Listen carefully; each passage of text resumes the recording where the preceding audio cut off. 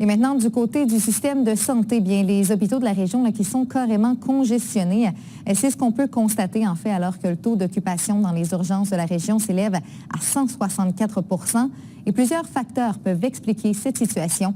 Voici le compte-rendu de Charlotte Tremblay. Après les rassemblements du temps des fêtes, les hôpitaux de la région sont maintenant débordés. Les plus occupés sont entre autres l'hôpital de Papineau qui affiche un taux d'occupation de 200 %. Même chose du côté de l'hôpital de Maniwaki, suivi de l'hôpital de Hull, occupé à 176 %. Et cet achalandage découle notamment de la transmission de virus, selon le microbiologiste Patrick Filion. On sait qu'il y a plusieurs virus respiratoires qui circulent, le VRS, la grippe, on peut parler de la COVID bien sûr, puis plein d'autres infections qui circulent. Donc là, on vient de passer à travers le temps des fêtes où les gens ont été à l'intérieur, ont été en proximité les uns avec les autres. Puis la transmission s'est faite en ce sens-là. Donc, à la base, il y a un virus ou des virus qui sont responsables de tout ça.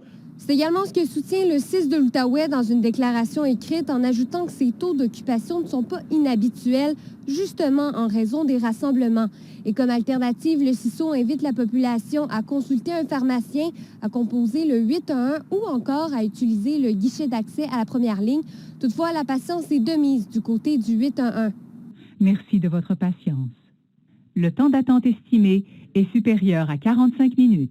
Les urgences sont bloquées, le 811 prend beaucoup de temps, alors on ne sait plus où tirer les ficelles là, comme citoyen. Puis on sait aussi que ça va prendre du temps avant de pouvoir régler le problème. Mais ceci dit, ça rend pas la situation plus acceptable, évidemment.